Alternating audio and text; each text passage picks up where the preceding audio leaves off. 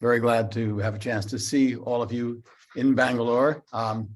I'm sorry I can't be there in person, instead addressing you from my dining room here in New York, but I was in Bangalore just a few weeks ago under the auspices of the Indian Academy of Sciences. Indeed, a trip organized by one of your members, Pratha Majumdar, who is likely to be around today, and I greet him with this message.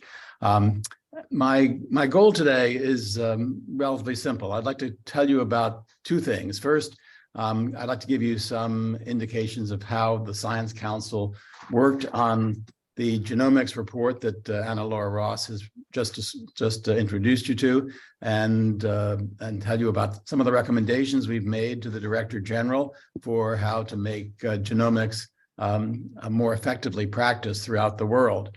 And then I'd like to give you an example of how genomics is being used by an organization that I'm affiliated with here in New York, the New York Genome Center, in our efforts to understand cancer genomics more profoundly.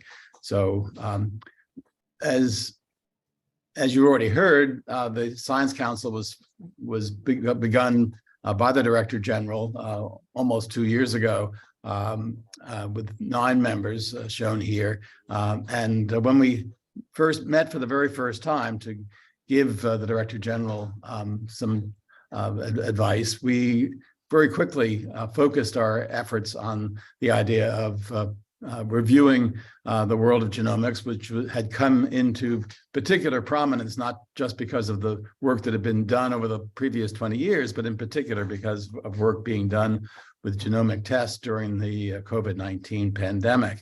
And we felt very strongly that if we're going to abide by the idea that everyone deserves health, and that WHO had a responsibility to make clear what paths would lead to better health for everyone, we had to give advice that would encourage WHO to try to provide as many of the new technological instruments that were available to allow healthcare to be delivered and prevention to be carried out in the best possible way. So without any real argument, these 9 folks, not all of whom are bench scientists, not all of whom are geneticists, in fact, most of us are not, quickly focused our attention on the idea of promoting the technologies that have come to be known as genomics. Let me say a bit about how we went about developing our strategy for studying this topic and providing advice. The first thing we did was come to an agreement that genomics is having a tremendous influence on health, but not just on health, on other fields of endeavor as well, and I'll mention those in just a moment. Secondly, that the effects on the pandemic had dramatized how useful genomics can be, and indeed Anna Laura's comments about genomic surveillance in efforts to detect epidemic threats early on illustrate that point. Thirdly, we knew from our own engagement with the scientific enterprise that there are many organizations that are already engaged in the promotion of genomics and the execution of the principles of genomics in medicine, research, and public health. And we all come to this problem feeling strongly that what is done in high-income countries should not be done just in high-income countries, but that low- and middle-income countries shouldn't be left behind. We, as I'll now discuss in some detail, were guided by many experts who were brought in to virtual workshops that were held in the fall of 2021. We needed these consultations because, as I mentioned, most of us are not experts in genomics, and we needed to get views from many countries and many people, and people working in a wide variety of disciplines. So I'd like to tell you a little bit about these, what we learned in these consultations. We had 3 virtual meetings, each with in the range of 100 to 200 people attending, and many speakers from all over the world, including India. These 3 workshops delivered answers to the following questions that we posed. The first workshop was focused on the benefits of genomics, which I think many people were surprised to find are very broad indeed. Secondly, we wanted to think about how we could be useful. That is, what are the impediments to making better use of genomic technologies, and what are the avenues for overcoming them, especially in countries with limited resources. And thirdly, we knew that there were ethical, legal, and social issues and issues of governance, and we wanted to explore the questions of how those questions can be managed with some help from WHO. So let me tell you a little bit about some of the observations that were made at these workshops, because even though some of us thought we were fairly well educated in these topics, I think for many of us, there was a tremendous sense of revelation when we heard from people around the world, many of whom came from low and middle income countries, and were already doing sophisticated, productive, and useful work.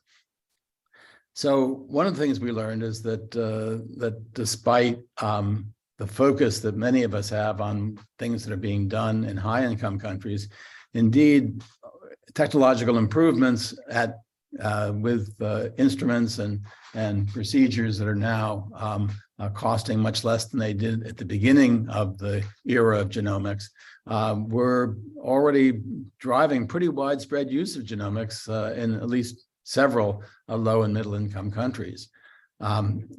Second, we found that there were many applications that had already proven to be valuable in LMICs during the pandemic, but also in other areas, as I'll mention in just a moment.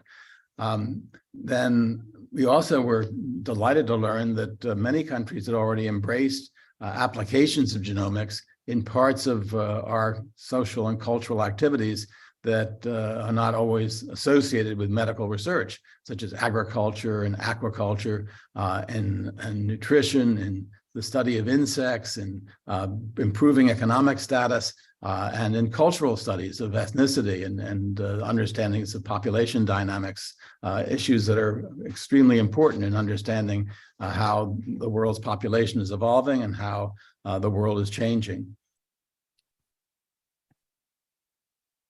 Fourth, we learned that, yes, lower and middle income countries were not as advanced in all fields as those in high income countries, but they did extend already quite a bit beyond infectious disease, and programs in India and Thailand and China and many other places were already addressing questions that helped to diagnose illnesses in people whose mystery had been whose illness had been a mystery beforehand, trying to understand the dynamics of drug delivery, diagnosing issues that might be illnesses that are confined to fairly small areas of the world. The development of the genetic origins of developmental disorders were among those that were surprises to us. The work on cancer was certainly well appreciated by many, but the sophistication of that work in many countries was very encouraging to our group. And then we also learned that countries take pride in their successes in the world of genomics, and that they have all kinds of secondary benefits for doing research of other kinds, for promoting science education, for improving a number of other kinds of sciences, especially computational-based sciences. They promote industry, and they help to achieve the development goals of the United Nations. In the second work, so that workshop established for us the idea that there were lots of benefits well beyond epidemic control and more general health issues, and it convinced us that there were many things that could be done even in some of the poorest countries to put genomics into place. In the second workshop, we learned about many of the impediments to doing that, and there were many countries that often were very similar to countries that were succeeding in the world of genomics and even regionally associated, and that those countries were deficient in the development of genomics, and we were prompted by that to think about how we might improve the status of genomic work in those countries that have not yet succeeded. And of course, one of the things we learned was that there were some very obvious deficiencies in those environments, a lack of resources that could be devoted to the development of scientific technologies, a deficiency in the number of personnel who were trained to do the work of genomics, a difficulty in access to the materials required for doing work in this field, and the kind of infrastructure, buildings and machines and service contracts that are necessary for genomics to succeed.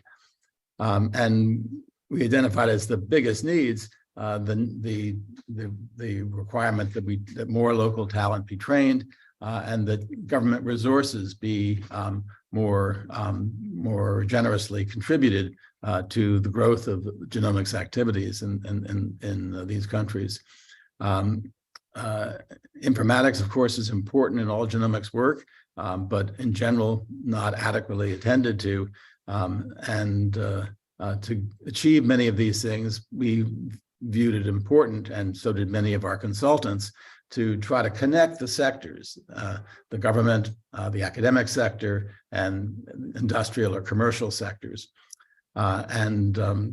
Motivating investment is obviously a very important feature of this, because the countries we're talking about have limited resources and have to be convinced that there would be a reward for making investments in this branch of science. And some of the issues that lie outside of healthcare delivery or public health preventive activities, including agriculture and a study of ethnicities in the country, were important motivators in our view for promoting investment.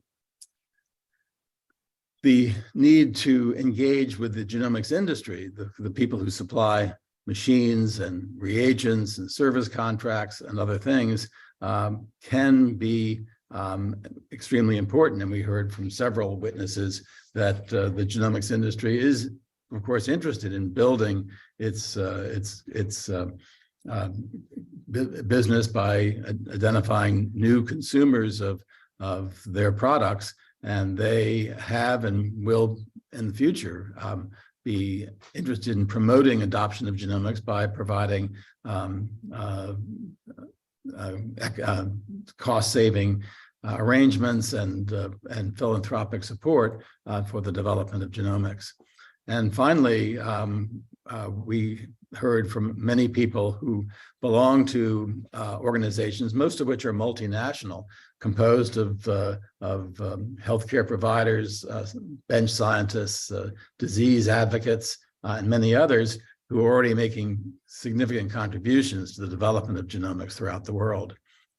So we had a lot of ideas about how things should be recommended to the DG and to promote adoption of genomics. But we knew that if we provided too many recommendations, they wouldn't be listened to. So we tried to consolidate our views by developing 4 straightforward themes for the Director General to contemplate. The first was the role that WHO can play in promoting the adoption of genomics by making the case for it. The second was to do a variety of things that I'll describe in just a moment to facilitate implementation of genomics. The third was to do a sort of self-evident thing, which is to encourage collaboration so that not every country needs to do everything, and people can group together regionally or by discipline to try to succeed through collaboration. And finally, while we encountered a number of issues related to ethical, legal, and social issues, we didn't propose to resolve them during our own discussions, but instead to see ways in which WHO could help in the future to resolve these issues by convening the relevant people and discussing issues in a way that would lead to international solutions. Let me just briefly tell you what we recommend to WHO and to others under these 4 themes.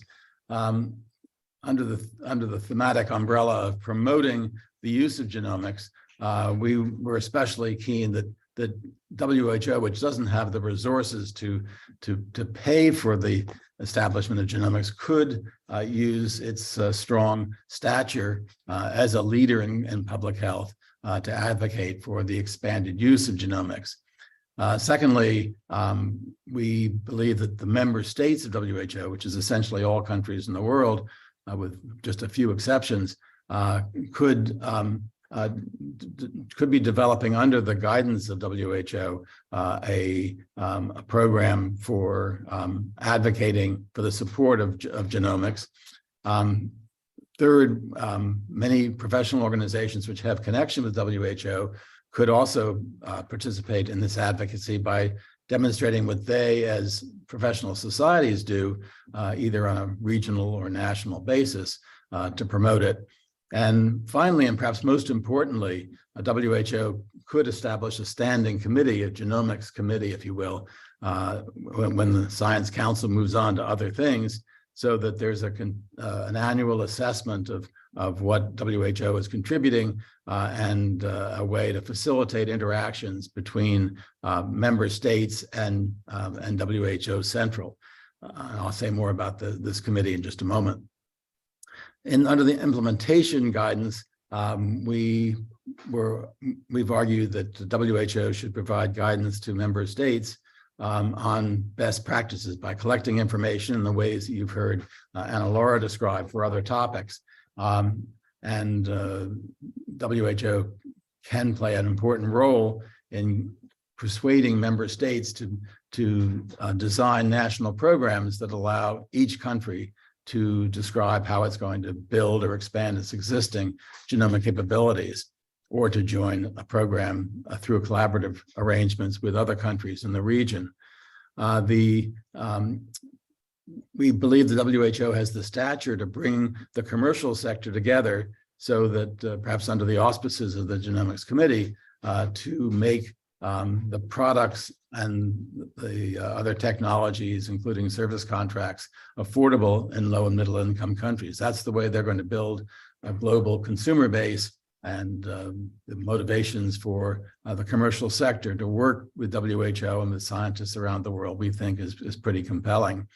And finally, we did a fairly extensive survey of potential training programs to try to produce adequate personnel to do genomics in all regions of the world. And we identified a number of existing programs that could allow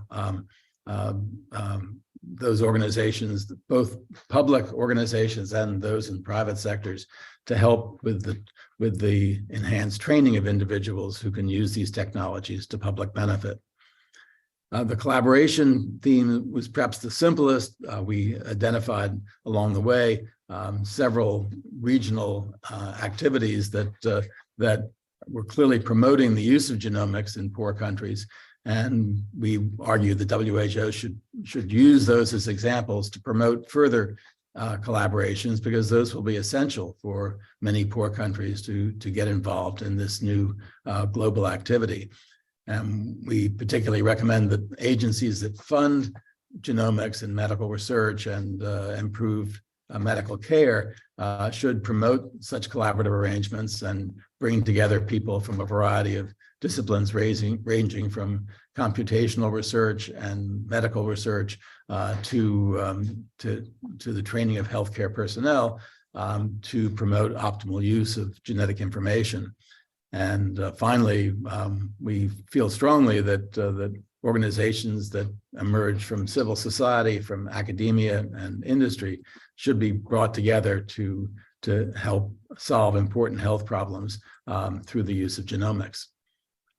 Finally, in the ethical, legal, and social issue domain, we argued strongly that while we couldn't, as a science council, solve some of the more difficult ethical, legal, and social issues, we could recommend that WHO working with this proposed the proposed genomics committee could be the resource that's used to try to settle these debates by bringing together people from a variety of points of view and a variety of locations and disciplines to try to resolve the debates that exist, especially about attribution of credit, access to genomic information, and other complex issues that we think are soluble, but require a neutral place to have these debates. And this, we felt, was important for bringing to the attention of governance bodies in member states the issues that their countries are debating. And we think in the long run, WHO could become the global authority on these ethical, legal, and social issues, especially those that involve genomic applications, which are inevitably global because people move out everywhere, and everyone is facing more or less the same set of concerns. Most immediately, we think there are a few things that WHO can begin to do, even with fairly limited resources. One is to establish this external advisory group that we've been calling the Genomics Committee. Has not yet been established, but we think it can be a very important tool if WHO is going to play, as we hope, an important role in carrying out genomics activities throughout the world. To do this and to put other recommendations in place, it's going to be important for WHO to hire additional people to work with the member states.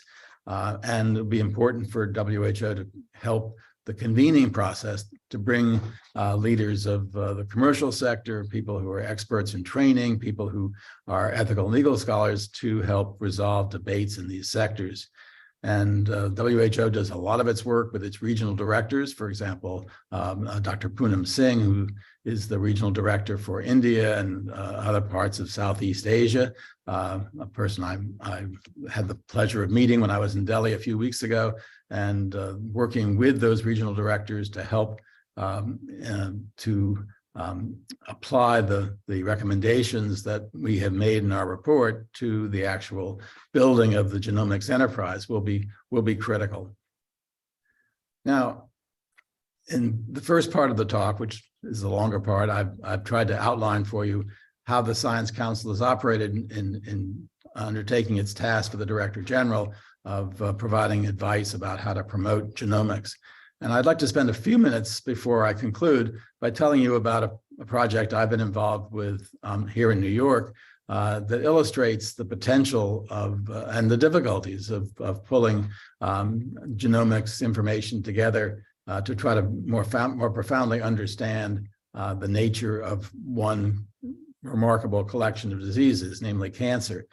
And here at the New York Genome Center, where I'm involved in the oversight of its activities in the genomics of cancer, we've built a program called Polyethnic 1000, which is intended to increase our understanding of cancer by looking at patients who come from a wide variety of ancestries, and taking advantage of the ethnically diverse population of New York City to try to produce data that has been missing so far from efforts that have been made at NIH and Britain and many other places to try to understand cancer genomics by diversifying the kind of data that has now been accumulated. So there's been a lot of attention given, especially in the US in the last several years, about health disparities between individuals in our country who are descended from Western European populations and those who come from Africa, Asia, and other parts of the world, and who are frequently grouped as African American or Hispanic, or Native American. And these are headlines from a number of articles that indicate that in cancer as well, we haven't guaranteed equity for individuals with different ancestries in the pursuit of solutions to the problem posed to health from cancers. This is particularly well reflected in the publicly available databases of genomic information from cancer patients. We've had a lot of experience here through the NIH and through the work of societies like the American Association for Cancer Research in profiling tumors with techniques like whole exome sequencing or profiling through the analysis of small numbers of genes. And those databases have been well organized and publicly available, with, of course, some restrictions. But the dramatic thing that becomes apparent when you look at the self-identified origins of these individuals is that over 75% of the samples come from European, mainly Western European people of Western European origin, with only small numbers, disproportionately small numbers of people from origins in Africa, South America, Asia, Eastern Europe, and some other places. So one of our goals in building the Polyethnic 1000 project was to provide greater attention to people of non-European populations.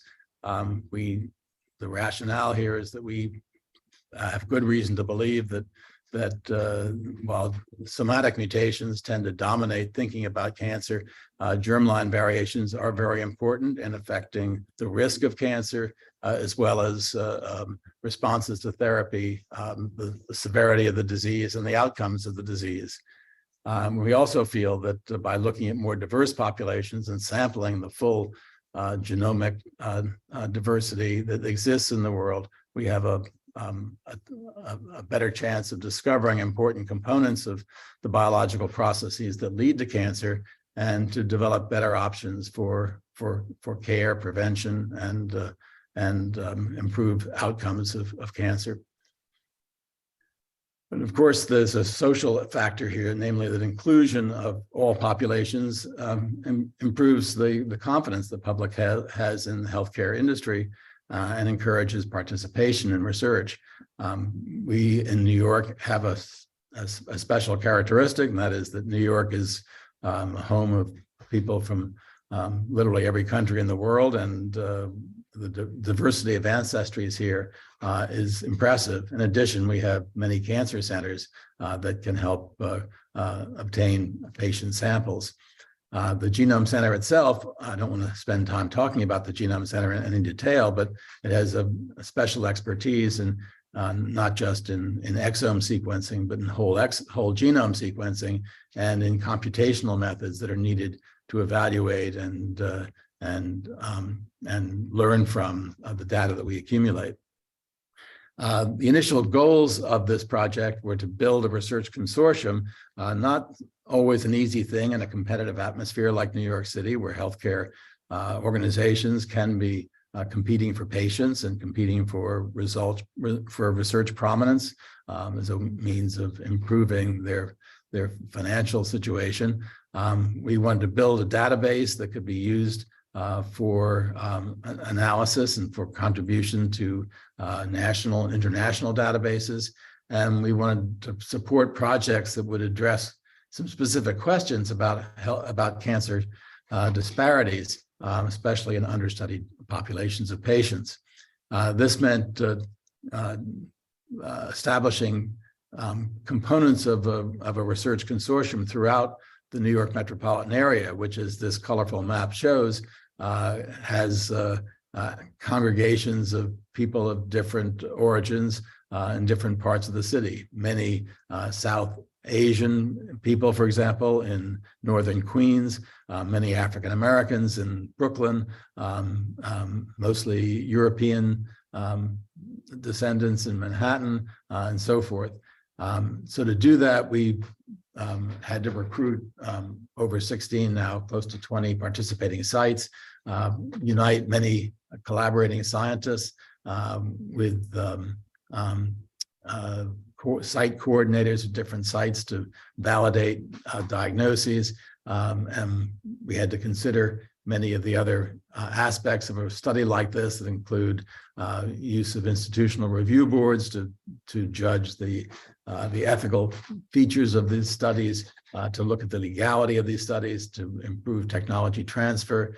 We needed resources, which came initially from a funding organization called the Mark Foundation, and we needed scientific expertise provided by the leaders of the cancer centers throughout New York, and to just demonstrate that this machinery that we built worked. We analyzed a couple of hundred stored cancer samples accompanied by normal tissues from the same patient to come up with a demonstration that we could confirm the histological pathology and get whole exome sequencing data from these patients and analyze the patients with respect to their ancestry. And of course, one of the first things we learned is that in contrast, when we look at the signatures of ancestry, either on a continental basis, as shown in the middle panel of colors,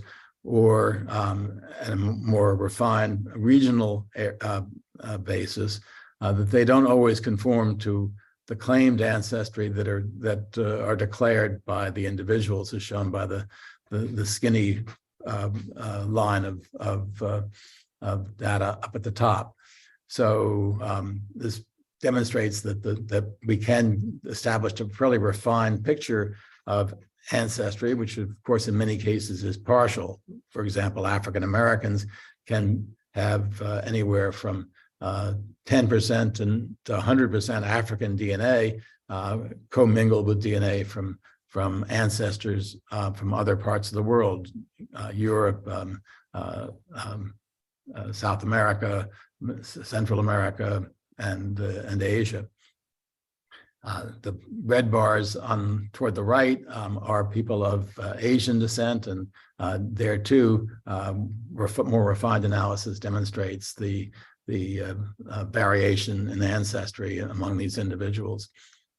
As soon as we established that the system would work and could allow us to gather information from large numbers of individuals from many parts of the world, we had a competition that solicited roughly 20 applications from groups throughout the P1000 network, and they were judged by experts from other parts of the country, and 7 were selected as multi-institutional teams to work on at least 8 different types of cancer. We, of course, had to recruit funding to support this work. We got an assistance from the commercial sector, from the Illumina company that supplies reagents to provide reagents at low cost for whole genome sequencing and RNA-seq. We built a research consortium that meets at least quarterly, has a mentorship program built into it with scientific leaders from the cancer centers in New York, and brings in external speakers to make this consortium an active research activity. Just as one example of those 7 projects, colleagues of mine at Weill Cornell Medicine are working together to study ethnic disparities in the clinical outcomes for patients with urothelial cancers. Bladder cancers are documented to be more aggressive and with a higher mortality rate in African Americans than in European patients, that is, patients of European ancestry. And these individuals shown here are working together and with the New York Genome Center to try to understand the basis of those disparities. In addition, we've had help from 2 faculty members who have vast experience working with health disparities. A radiotherapist, Dr. Balagan, who works at a hospital managed by New York Presbyterian in Brooklyn, and Melissa Davis is a population geneticist and cancer genomicist who has been on the faculty at Weill Cornell Medicine, and they've been devoting half of their time under a scholarship program that we developed to guide people in all of the 7 research projects about how to solicit patients to participate in this study, how to guide clinicians and pathologists to provide materials for the project, and otherwise work on the development of this genomics activity. The next steps in this effort are diverse. We're continuing to increase the number of samples and patients by working with both individual patients and people in the general community and in the research community.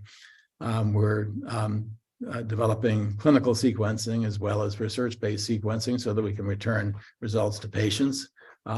We're trying to find other ways to include more minority populations. We are thinking about working on other cancer types, and we'd like to increase the number of patients who come from some of the populations underrepresented in our studies so far, particularly patients from Asia.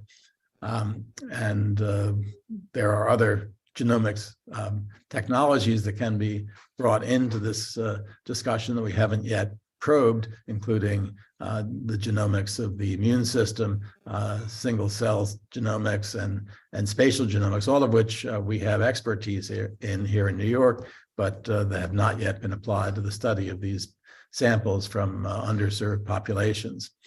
And there are some in our organization who would like to integrate into the genomic analysis some of the environmental components that contribute especially to somatic mutations, including diet, socioeconomic factors, and so forth.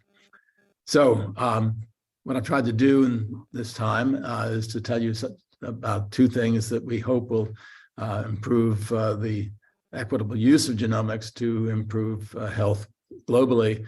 That includes establishing advanced technologies everywhere, as we recommend in the report that the Science Council recently issued. And I've tried to tell you about how one organization here in New York, the New York Genome Center, has tried to use genomics as a way to do better planning about how to carry out research and deliver healthcare that respects the diversity of the populations we're dealing with and the many factors that contribute to the development and outcomes of cancers. Thank you very much for listening, and I'd be happy to take some questions if some time remains. Thank you. Thank you, Professor Varmus. Anybody, any questions?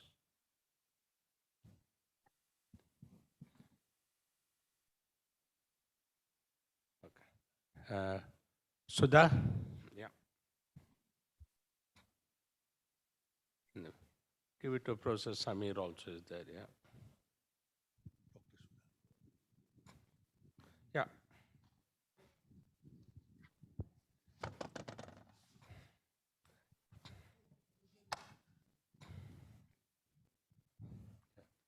Yeah, Dr. Sudha. Thank you, Professor Varmus, for sharing with us your work on equitable, access to genomics across the world.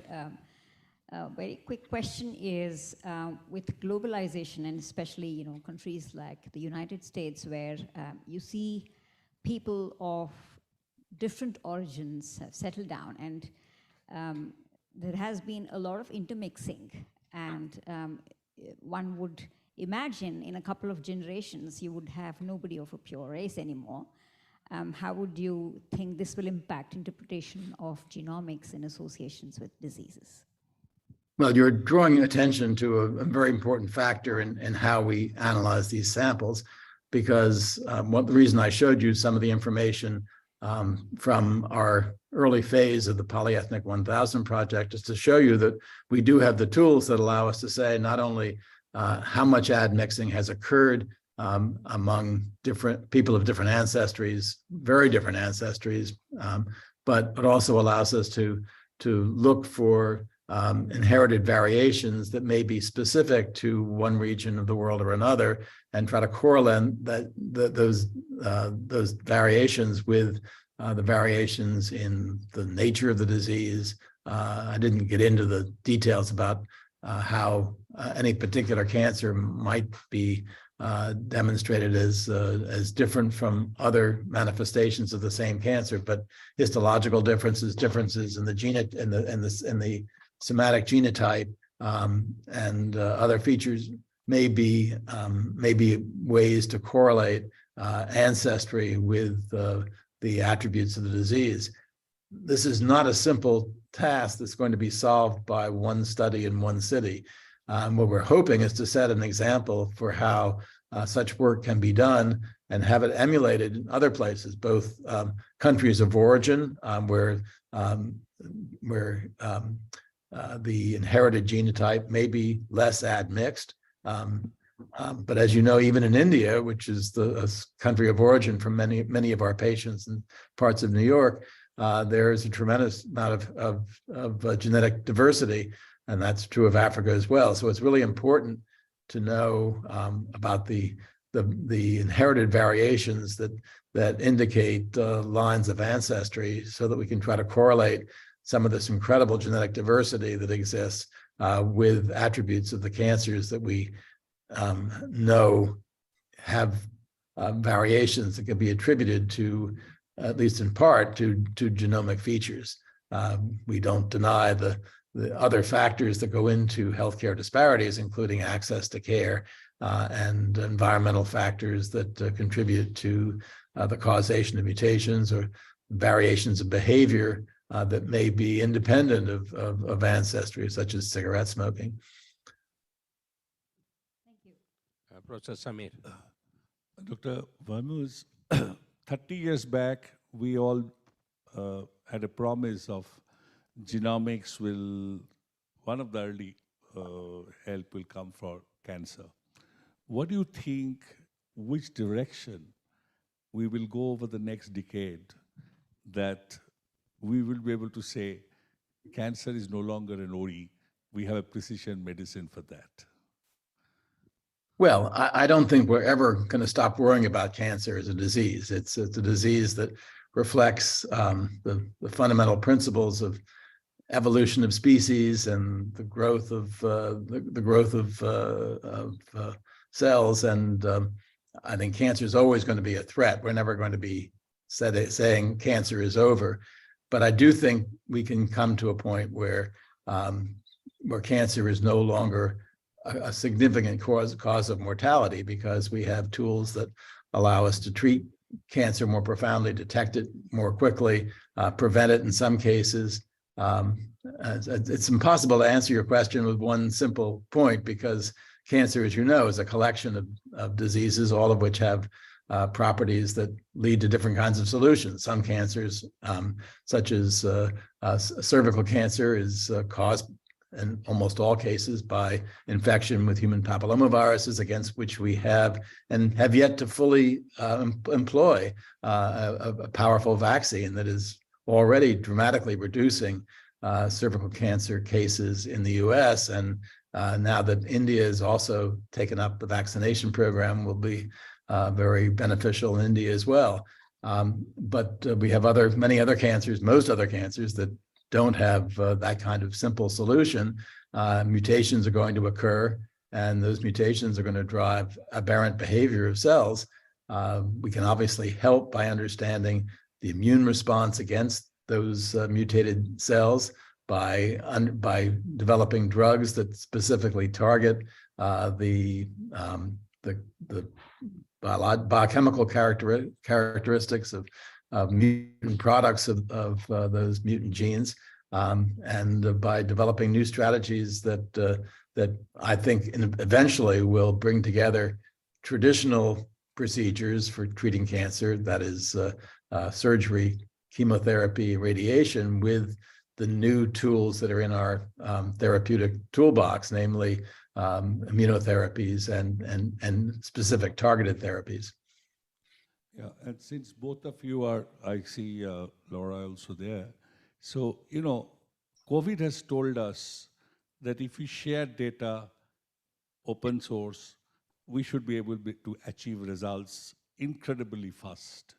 And we have demonstrated, whether it is vaccination, development, everything, treatment. Why you think WHO will not be able to initiate an open source initiative towards cancer diagnostics and therapy? I'll leave that to Anna Laura, who comes from WHO. I'm not. I have some opinions about that, but I'll let Anna Laura take that one. So I can try and address that. I would first of all say that the open science, very broadly speaking, is one of the key values of WHO. So across that, thinking about open access publications throughout the whole gamut of what open science means. So it is a large principle.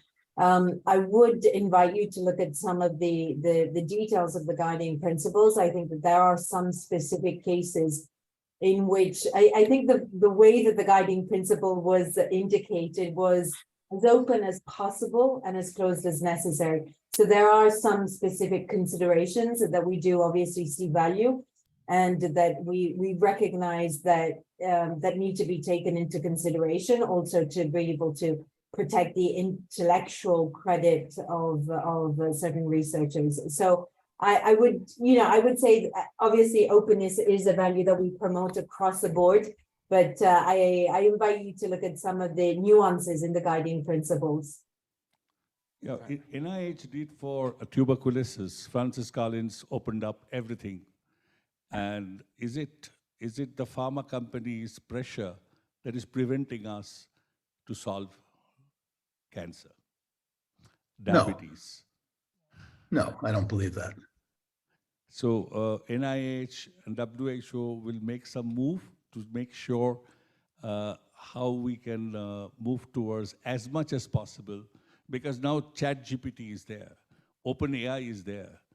OpenAI can be used by millions of Indians to actually contribute to the global health. So will it not be a good opportunity? Because young generation really don't worry about that much ethics and worry about their data protection, especially in India. I can see that. Social media, they share data, which otherwise they would not have shared. So is it a new opportunity that we go into OpenAI and create possibility of a global cooperation through WHO? Well, I'll leave the WHO part to Anna Laura, but I would just say that NIH has been in the forefront, and I particularly have been contributory to that in making journals as accessible as possible, creating public digital libraries, promoting open access publication. Doing all those things, though, does not solve the underlying problem of what causes cancer and how we're going to treat it effectively. There will not be there can never be, I think, a demand that everybody share everything at every time, because there are things that ought to be kept held in confidence until they're developed to the point of being reliable. Reliability is an essential feature of all this, and quality is an essential feature. And retaining some tools to allow scientists to evaluate each other through peer review, through commentary online. All these things are going to be important, because not everything that people say is right. So this is a more difficult situation than what you're portraying. Maybe Moni, you have a I question? think that what Professor Varmus has just said, it reflects the position of the WHO, which is certainly, as I said, the promotion of open access and sharing of all relevant scientific information. I would cautious a little bit, because I think you mentioned social media as well. We all know the level of misinformation, but also disinformation. So the deliberate transmission of wrong information. So I think we do have to be cautious in what is being shared. And I would underscore what Harold said. Obviously, what we want to be able to do is share information correctly, but be able to be informed and rely on the reliability and the quality of the results that are being shared. And unfortunately, I think the last few years have showed us that we should be very cautious when we look at information that's shared on social media and other such channels. Thank you. I'm going to have to retreat from Moni. this enjoyable event. It's now 15 minutes after the hour. Thank you all very much for your attention and your participation in the Q&A. Thank you so much, Dr. Varmus and Dr. Anna. appreciate your presence and sharing your thoughts. Thank you. Thank you. Thank you. Goodbye.